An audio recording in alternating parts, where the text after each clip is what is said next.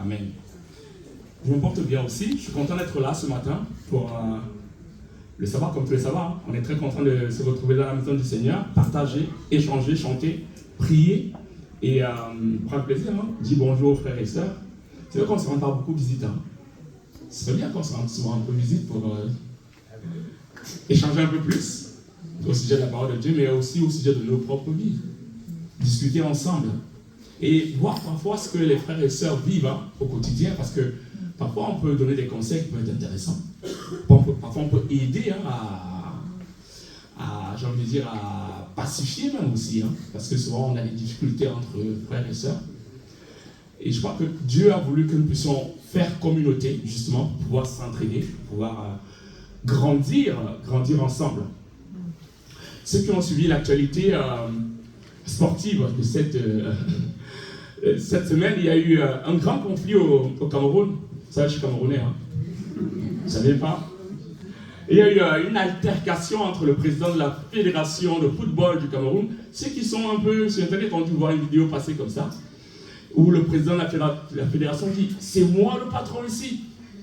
Et le représentant du ministre, qui est la tutelle, justement la tutelle de la fédération, qui dit « Je t'interdis de me parler sur ce ton ». Et c'est parti, ça montait, le ton montait très fort.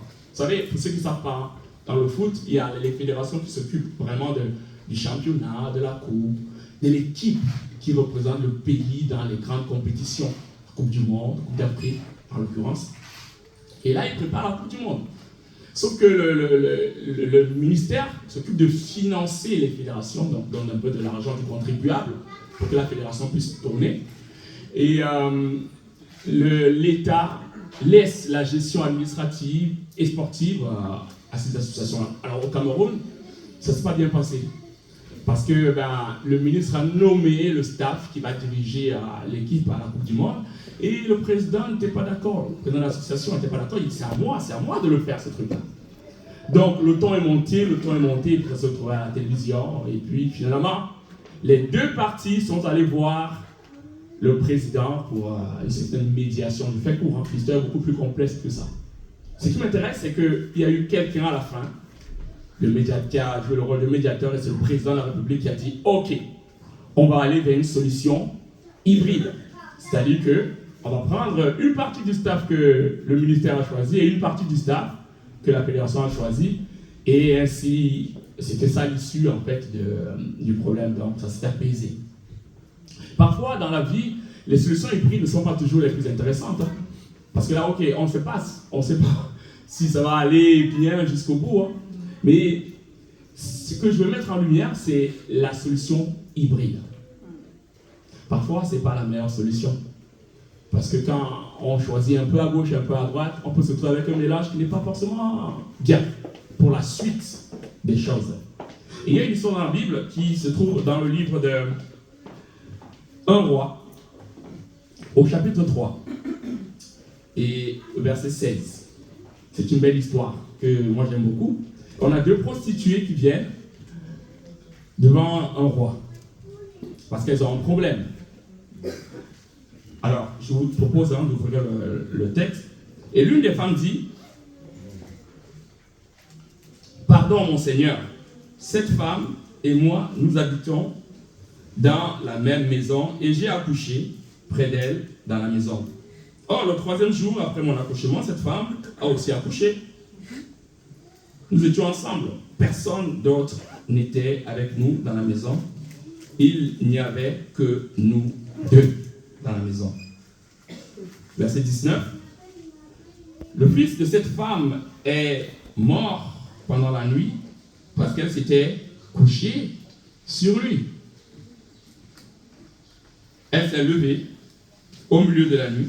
Elle a pris mon fils à mes côtés, tandis que ta servante dormait, et elle l'a couché dans son sein. Et son fils, qui était mort, elle l'a couché dans mon sein à moi. Verset 21. Le matin, je me suis levé pour allaiter mon fils, et voici qu'il était mort. Je l'ai regardé attentivement le matin, et voici que ce n'était pas mon fils que j'avais enfanté.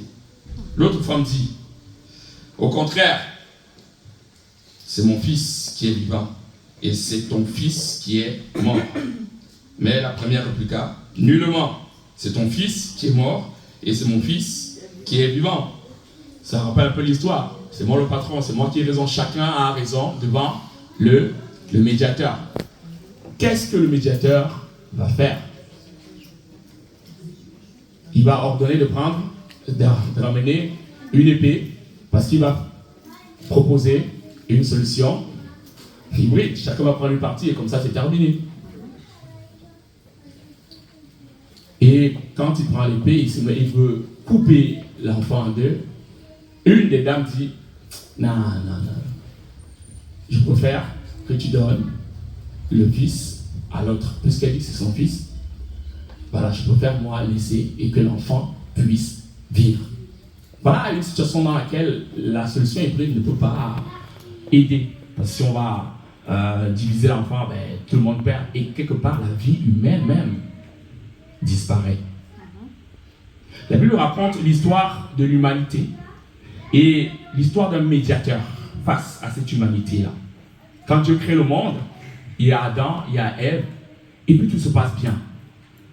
La convention est respectée, Adam est content, Dieu est content, ils vivent en parfaite harmonie dans le jardin d'Éden.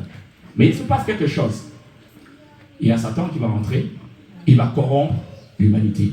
Et il va faire tout pour que l'humanité s'éloigne davantage de Dieu. Il va réussir à corrompre. L'homme va sortir et Dieu va voir comment son enfant, chaque jour, au fil du temps, va s'éloigner. Et il faut, dans son esprit, qu'il trouve une solution pour ramener son enfant. Mais à côté, il y a l'accusateur qui est là, qui dit non, cet enfant ne mérite pas la vie parce qu'il a violé ton commandement, parce qu'il a péché. Or, tu as dit toi-même, celui qui pêche doit mourir. Et il va accuser l'humanité. Il va vouloir revendiquer aussi la paternité même de l'humanité. Et Dieu, dans cette situation-là, va proposer un protocole pour racheter l'humanité. Et la Bible dit que Dieu lui-même va se positionner comme étant un médiateur. Le médiateur pour sauver l'homme de sa perdition. Et le protocole est tout simple, c'est que il va lui-même donner sa vie pour que l'homme puisse retrouver la sienne. Je voudrais aujourd'hui qu'on parle, en tout cas qu'on médite ensemble sur ce qu'est la médiation. Parce que très souvent, il nous arrive dans nos rapports avec les humains, dans nos rapports avec nos frères et nos sœurs, dans nos rapports dans les familles, d'être au milieu des conflits et nous devons pouvoir nous-mêmes prendre position, nous-mêmes aider les deux parties à retrouver la paix. Dans le cadre du grand conflit cosmique qui oppose Satan et Jésus, il ne s'agit pas de faire en sorte que les deux parties s'entendent, parce que de toute façon, Satan a pris son chemin, il est parti. Il s'agit de récupérer l'enfant qui s'éloigne de plus en plus de Dieu et de le ramener à la vie. Et comment Dieu va se prendre dans son processus de médiation? La première chose, c'est qu'il va mourir. Et Romains 6, verset 10 dit, « Car il est mort, et c'est pour le péché qu'il est mort une fois pour toutes. » Jésus-Christ va venir sur la terre, il va mourir, il va vivre et il va mourir pour que l'homme puisse avoir la vie et il va aller au ciel plus tard, non seulement selon Daniel, non seulement pour secourir le peuple dans les moments les plus difficiles, mais aussi pour, comme Hébreu le dit, être médiateur pour les saints, pour ses enfants. Et je voudrais qu'on examine les caractéristiques de Jésus-Christ pour voir quelles sont les caractéristiques pour nous aujourd'hui d'un bon médiateur. Comment est-ce qu'on doit se comporter lorsqu'on est en face d'un conflit où nous devons pouvoir dire, finalement rendre quelque part justice et essayer d'appeler les deux parties à s'entendre. Mais la première leçon que je voudrais nous donner au sujet de la mort et de la résurrection de Jésus-Christ, c'est que Dieu, son caractère profond, consiste à aimer l'enfant, à aimer l'humain, à trouver un moyen de se donner les moyens pour que l'humain puisse avoir la vie. Parce que parfois, on a tendance à penser que notre Dieu est un peu méchant et qu'il nous attend au tournant. Une fois qu'on a fait une petite bêtise, il va frapper. Et on est obligé de supplier pour que finalement Dieu nous aime un tout petit peu. Le fait que Dieu donne sa vie pour l'humanité montre qu'il nous aime profondément. Que Dieu n'a pas besoin que nous morfondions, que nous couchions, que nous fassions des choses spéciales pour qu'il nous aime. Il nous aime le premier, la Bible le dit clairement qu'il nous aimait avant même la fondation du monde. Il n'a pas besoin que nous travaillions nous-mêmes avec nos propres mains pour nous réconcilier à lui. Il lui-même a élaboré le plan d'action pour que nous puissions nous rapprocher de lui. Et ça, c'est très important, comme étant la base de la médiation. Le médiateur, c'est celui qui aime déjà les deux parties, du moins les deux parties en conflit, et cherche une solution pour que les deux parties puissent vivre. Alors, Jésus-Christ, qui est-il vraiment? La Bible nous raconte que Jésus-Christ est homme et Dieu. Parce que seul Dieu pouvait apporter la solution au péché. Jésus-Christ a pris la nature humaine et il est venu vivre au milieu des humains. Pourquoi il est venu vivre au milieu des humains?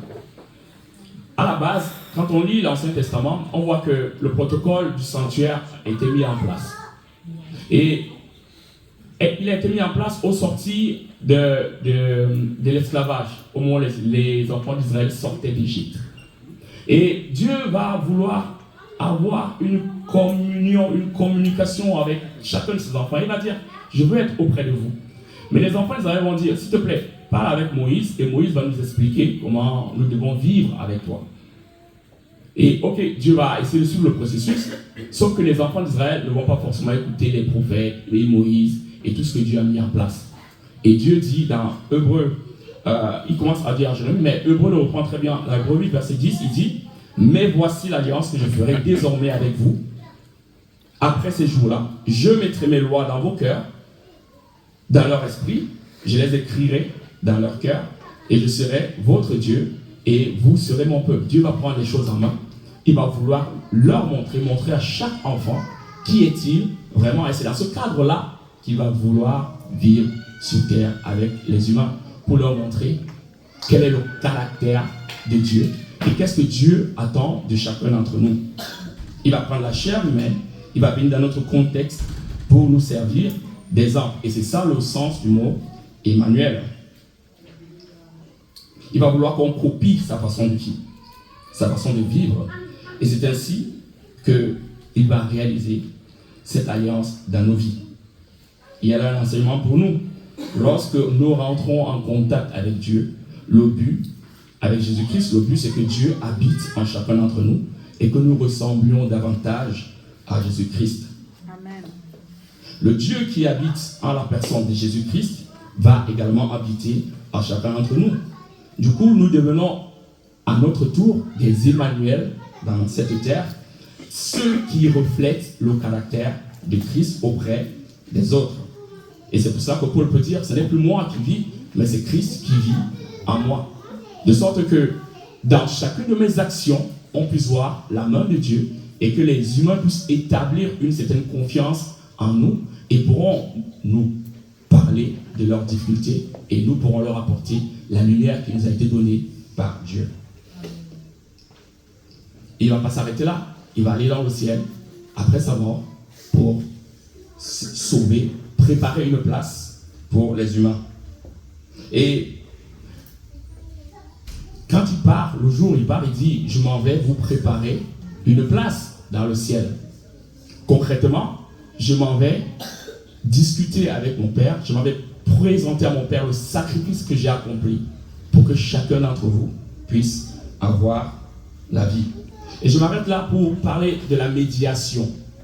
On a dit le médiateur a Dieu en lui et il a l'objectif de sauver. Lorsque nous nous retrouvons en face des personnes ou des personnes en difficulté, quel est notre regard?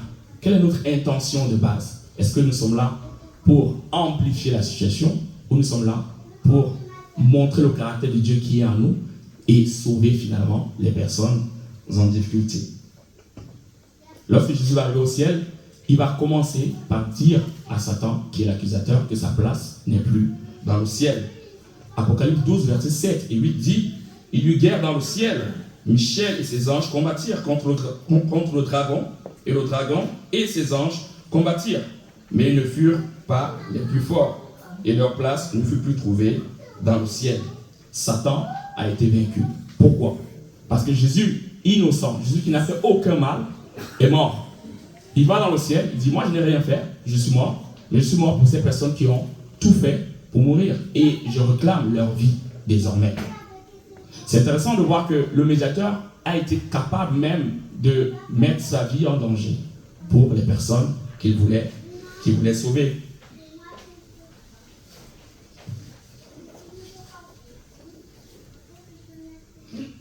À la lumière des caractéristiques de Jésus, à savoir homme et Dieu et sauveur, il en ressort que la médiation, c'est premièrement révéler le caractère aimant de Dieu à l'humanité et deuxièmement de sécuriser la vie du pécheur.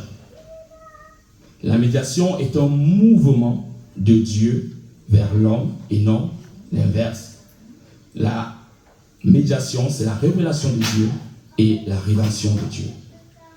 Nous sommes appelés, nous aussi, à être des médiateurs dans ce sens-là. Naître de nouveau, c'est laisser la parole de Dieu vivre en chacun de nous, de sorte que comme Jésus à son époque, nous serons des témoignages vivants du Père. Des temples du Saint-Esprit, des livres ouverts, des Emmanuel à part entière qui montrent aux autres quel est le caractère de Dieu. Nous voyons des personnes capables d'accepter même l'injustice pour sauver les enfants de Dieu. Le mot médiateur a plusieurs sens dans la Bible. Le premier, c'est rencontrer Dieu dans le but d'aider celui qui est dans le besoin afin qu'il soit vainqueur en Christ dans le conflit entre le bien et le mal. Il est important pour nous de comprendre que le but de Dieu n'est pas de nous rendre prospères, de nous rendre riches, de nous rendre de nous donner les biens matériels que nous pouvons vouloir, ou du moins les biens matériels que parfois que nous avons envie d'avoir sur cette terre. Le but de Dieu, c'est de sauver le maximum de personnes pour la vie éternelle. Et donc, dans le cheminement avec Dieu, il peut arriver que nous perdions les biens matériels, mais que nous ayons la vie éternelle. Et en tant que médiateur, nous devons avoir cela à l'esprit, que ce qui compte, ce n'est pas l'obtention des biens de cette terre, l'obtention de nos intérêts égoïstes de cette terre, mais surtout de la vie éternelle. Et donc, lorsqu'on tranche, c'est intéressant de toujours appeler les différentes parties en conflit, de leur amener à la vision céleste du monde, celle d'avoir la vie éternelle. Le médiateur, c'est aussi celui qui est consolateur. La première chose que Jésus a faite, une fois qu'il s'était assis au trône, c'était d'envoyer le Saint-Esprit. Le Saint-Esprit fait le lien entre le baptême et la vie du chrétien. Il s'installe dans le cœur de l'homme pour que ce dernier soit à l'image de Dieu. Jésus a fait cela pour nous. Nous devons prier pour qu'il en fasse de même pour les autres au travers de nous. Nous devons être disponibles et disposés à consoler l'autre. Lorsque Saul était aveugle, Dieu l'a envoyé voir Anania, qui lui a imposé les mains afin qu'il soit consolé par l'Esprit de Dieu. Nous devons être des personnes que Dieu utilise pour consoler les autres. Le médiateur, c'est aussi un prieur. Dans Luc 22, verset 32, il est dit: « Mais j'ai prié pour toi, afin que ta foi ne défaille point. Et toi, quand tu seras converti, affermis tes frères. » Jésus le dit en sachant que Pierre pourra encore dans sa vie tomber. Et on sait après coup que Pierre a eu des moments difficiles encore après Jésus-Christ. Mais Jésus a dit, je vais toujours prier pour toi. Nous devons prier le Seigneur pour que la foi des autres ne meure pas. Un frère, une sœur est dans une période sombre. Nous devons prier pour que sa foi ne défaille pas. Et un point important, en tout cas pour moi, c'est que le médiateur doit être celui qui parfume. Et le sens du mot parfumer ici, c'est dans Proverbe 10, verset 12, il est dit, la haine excite des querelles, mais l'amour couvre toutes les fautes.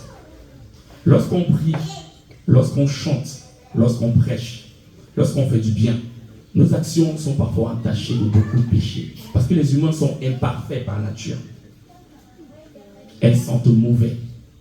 Christ les reçoit et les empaquette dans son sang pour qu'elles parviennent à Dieu comme un parfum de bonne odeur.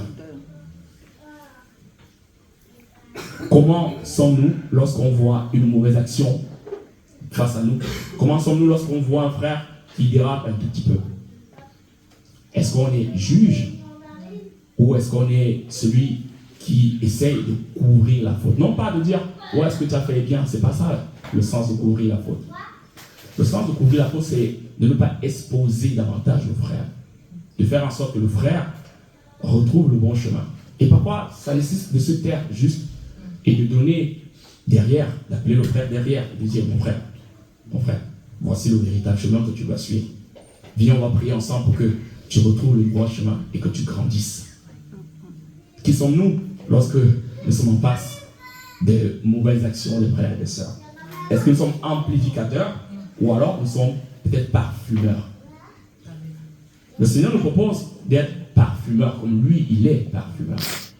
Or, lui, il a tous les droits. Jésus a tous les droits. Si quelqu'un doit nous punir, c'est Jésus. Parce que lui, il n'a rien fait de mal, alors qu'il a pris notre nature humaine, il n'a pas péché durant toute sa vie. Il y a une histoire comme ça dans la Bible. Hein. Les gens ramènent auprès de lui une femme adultère. Et ils disent, elle a péché, elle mérite la lapidation. Jésus regarde et il voit bien. Il sait qu'ils ont raison de dire que cette femme a péché. Et qu'elle mérite la mort. Mais Jésus va les regarder. Il va se mettre à crier par terre. Et la question qui en ressort, c'est qui de vous n'a pas péché? S'il y a quelqu'un parmi vous qui n'a pas péché, qu'il jette le premier la pierre. Tous sont partis. Et Jésus est resté avec cette dame-là. Et lui, il pouvait jeter la pierre parce que lui, il n'a pas péché. Il dit, moi, je ne te jette pas la pierre. Je te pardonne. Va, mais ne recommence pas. Jésus-Christ sauve. Jésus-Christ qui, lui, est saint, sauve. Et nous ne sommes pas saints. Comment sommes-nous face à la médiation? Comment sommes-nous lorsque nous sommes face à nos frères? Comment sommes-nous lorsque nous sommes face à un conflit? Est-ce que nous sommes là pour protéger nos propres intérêts? Est-ce que nous sommes là pour sauver? Est-ce que nous sommes là pour prier? Est-ce que nous sommes là pour accompagner les personnes? Jésus est un très bel exemple de médiateur. C'est le médiateur parfait, dit la Bible. Le médiateur excellent. Parce que tout ce qu'il a fait, c'est pour sauver les hommes. Dans Acte 1, verset 8, il est dit, « Mais vous recevrez une puissance, le Saint-Esprit subvenant sur vous, et vous serez mes témoins à Jérusalem, dans toute la Judée, dans la Samarie, et jusqu'aux extrémités de la terre. » Il ne nous a pas laissé comme ça, avec notre petite force. Il dit, moi, je vais amplifier votre force, je vais vous donner mon esprit, pour que cet esprit vous aide à être davantage comme moi. Vous permettre de faire les choses comme moi, je les aurais faites. Jésus-Christ s'identifie souvent à nous. Et il nous appelle à s'identifier à lui. Vous vous rappelez, dans la Bible, il dit, si vous avez fait cette chose à mes petits-enfants, c'est à moi que vous l'avez fait. Jésus-Christ s'identifie souvent à nous. Parce que quand on nous fait les choses, il dit, ah, c'est à moi que vous faites ces choses-là. Il nous appelle, nous aussi, à nous identifier à lui, à penser et à croire que nous sommes véritablement à son image. que nous devons accomplir les choses comme lui, il les aurait accomplies s'il était à notre place. Nous sommes co-héritiers de Dieu. Ce qu'il a hérité, c'est que Jésus a hérité est à nous aussi.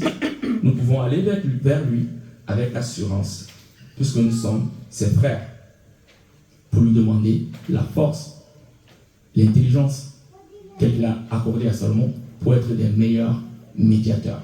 Je parle de la médiation aujourd'hui parce que la semaine passée, j'ai vécu quelque chose et on parlait d'un frère, d'une sœur, et parfois on prend la parole et on dit des choses qui frappent fort. Si le frère est là, ça fait mal quand même dans le cœur. Et je me suis dit, et moi aussi, ça m'arrive, c'est pas genre je suis différent. Et je me suis dit, est-ce que c'est le sens? Est-ce que c'est le sens de la vie? Est-ce que c'est le sens de la vie que Dieu voudrait que nous ayons aujourd'hui encore? Est-ce que Dieu ne nous appelle pas finalement à être ce qui procure la paix, ce qui aide? Oui, parfois on se regarde au miroir, on se dit, ouais, mais moi je. Mais en fait, au fond, il n'y a rien. C'est Jésus qui est tout, Jésus qui a tout fait, Jésus qui a tous les mérites. Et nous, on n'a aucun mérite. Aucun. Quelle que soit notre posture, quel que soit ce que nous sommes, quelle que soit notre expérience, si on se regarde par rapport à Jésus-Christ, nous ne sommes absolument rien. Dieu, Jésus-Christ, est tout. Et lui qui est tout, a tout fait pour que chacun de nous puisse avoir la vie. Mon message pour vous et pour moi ce matin, c'est que nous puissions toujours nous regarder face à Jésus-Christ et se demander, mais qu'est-ce que je peux faire moi pour être sur cette terre un véritable médiateur? Qu'est-ce que je peux faire pour être celui-là vraiment qui apporte la paix dans mon cercle de vie, dans mon monde? Et peut-être le monde se sentira beaucoup, beaucoup mieux. Que Dieu nous bénisse en tout cas dans ce sens. C'est ma prière pour vous et pour moi. Amen. Amen.